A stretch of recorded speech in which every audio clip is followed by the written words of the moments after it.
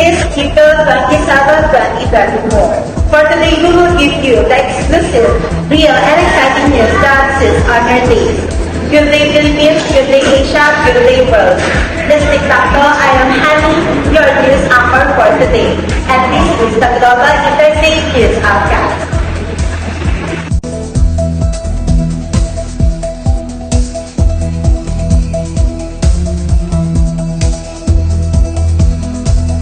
Today's headlines. German Chancellor urges Chinese industries bosses to play fair in EU market. Philippines, where billionaire Manny Pangilinan, aka MVP, wants to expand next. Filipino abroad, land seas, cargo ship safe expect to release DFW. Back in drinking cold water city hot weather.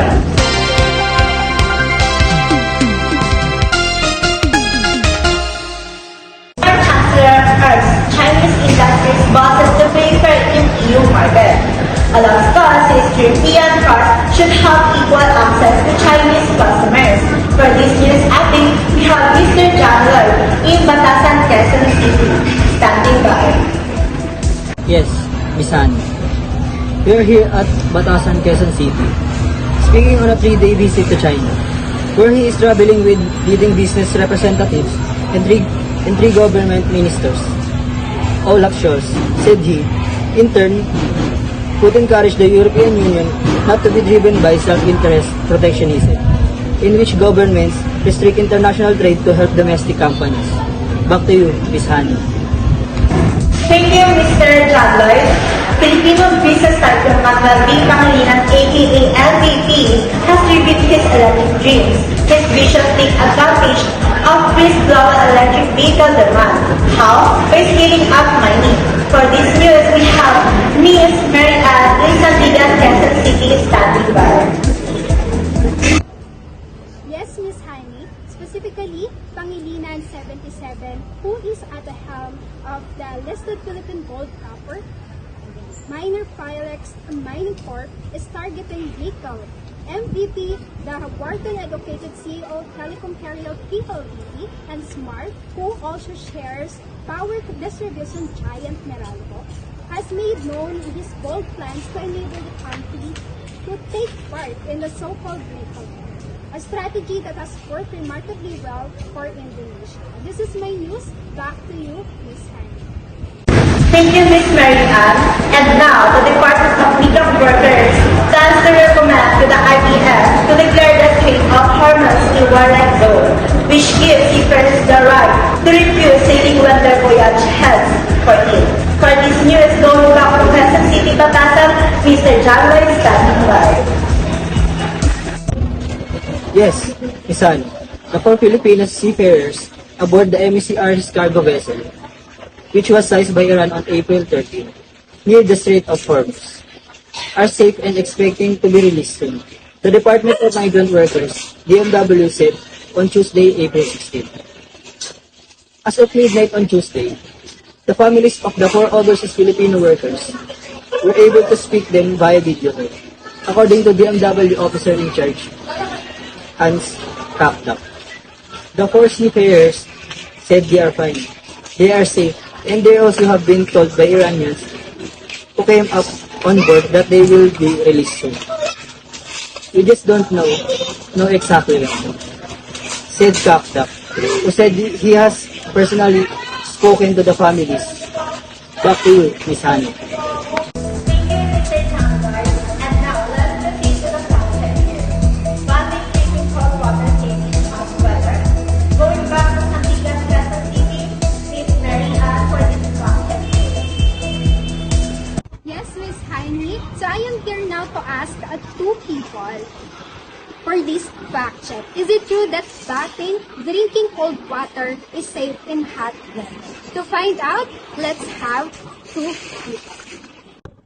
Hello, sir. Good afternoon. Can I interview you, sir? Yes, it's fine. May I know your name, sir? I'm Janalin Vido.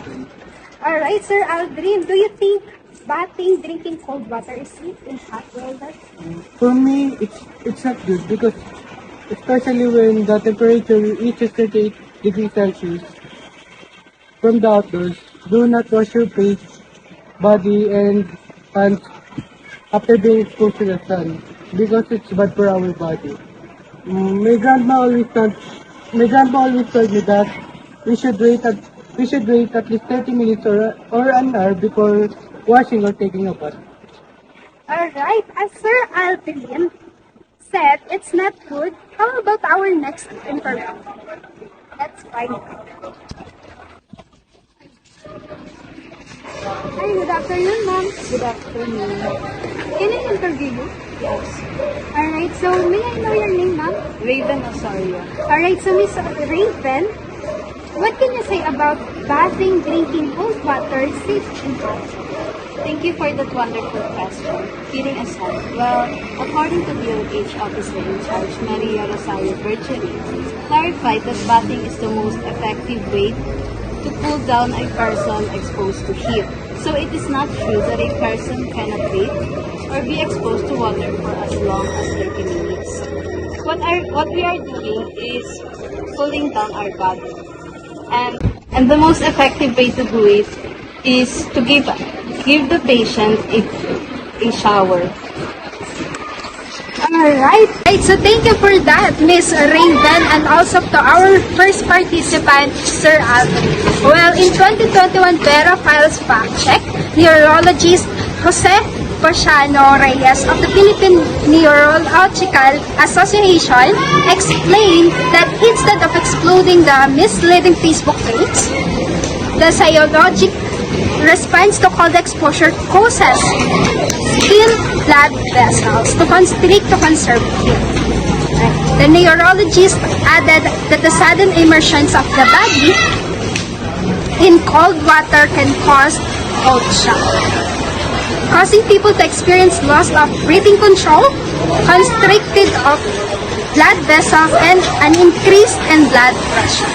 While drinking and bathing with cold water is safe for healthy individuals, those with cardiac disease should exercise caution as the increase in blood pressure may increase the chances of heart attack and a stroke of susceptible individuals, according to Sir Reyes.